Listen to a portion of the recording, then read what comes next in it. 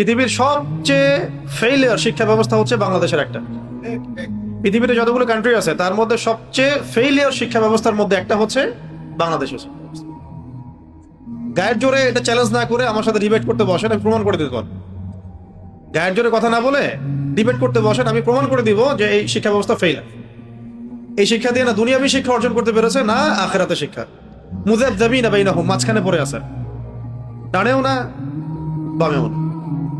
না আপনি এখান থেকে বড় বড় সায়েন্টিস্ট পাচ্ছেন, আর না বড় বড় কোনো মুহাদ্দিস পাচ্ছেন বা ইমাম বুখারীর মতো কোনো মানুষ পাচ্ছেন। ভাগ্য ভালো যে মসজিদ, মাদ্রাসা, মাকতাব, এই খেদমতগুলো বাংলাদেশে আছে। না হলে কোরআন তিলাওয়াত, এই তরজমা, তাফসীর, ইসলামের শরিয়াত, ফিকহ, উসুল, এগুলোর নামগন্ধ মিটায় ফেলতো মানুষ। সেকুলারদের, রামবামদের টার্গেট ছিল এটাই, যাতে বাংলাদেশ থেকে, আমাদের এই জমিন থেকে ইসলামের বেসিক বুনিয়াদী শিক্ষাটা নষ্ট হয়ে যায়, যেটাতে তারা স্কুল, কলেজ, ইউনিভার্সিটিতে সফল। আল্লাহ পাকের খাস রহমতে ইসলাম প্রিয় মানুষেরা মসজিদ, মাদ্রাসা, মাকতাব এগুলো করেছেন, ইসলামের খেদমত জারি আছে। এগুলো আপনাদের বুঝতে হবে। তো যৌবনকালটা এখানে শেষ করছে। আচ্ছা, হাই স্কুলে আসেন।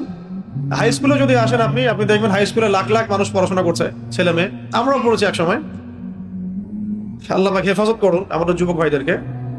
তো এখানে 10 বছর পড়ার পরে আপনি 10টা সূরা বলতে পারছেন না। আমি চ্যালেঞ্জ করতে পারি আপনাকে, আপনি 10টা সূরা বলতে পারবেন না। মুখস্থ সুন্দর করে সহিশুদ্ধ ভাবে আপনি বলতে পারবেন না।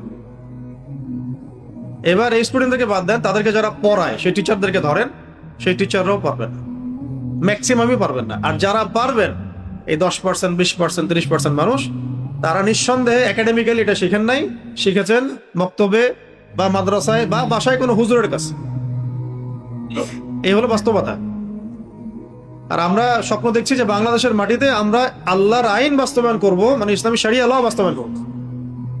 কাদেরকে নিয়ে বাস্তবায়ন করবেন আপনি? যারা কোরআন তেলাওয়াত করতে পারে না।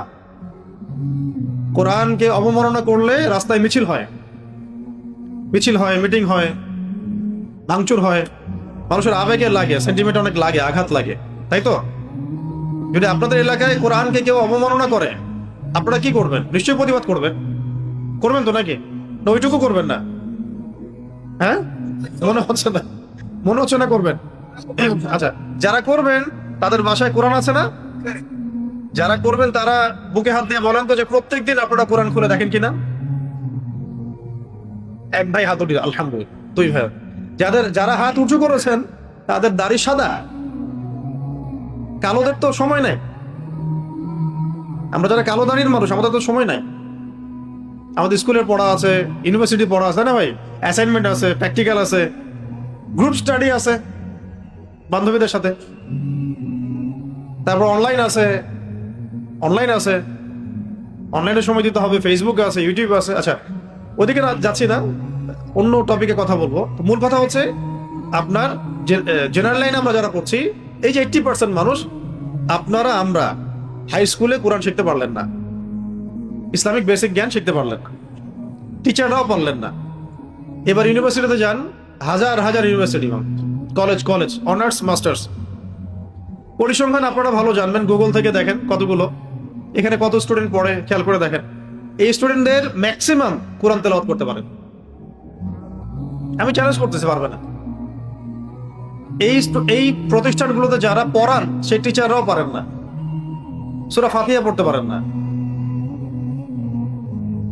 তারপরে আরো উপরে যান, এই ব্যবস্থাটা যারা প্রণয়ন করেছেন, শিক্ষা মন্ত্রণালয়ের মানুষদেরকে বসান, তাদেরকে বলেন স্যার একটু কোরআন তেলাওয়াতে সূরা ফাতিহাটা পড়ে শুনুন, পারবে না। যদি পড়েও সূরা ফাতিহাতেই 5টা-10টা ভুল হবে। আর যদি পারে, তাকে বাহবা দিতে হবে, তার বাবা নিশ্চয়ই তাকে কোনো মক্তবে পড়িয়েছে।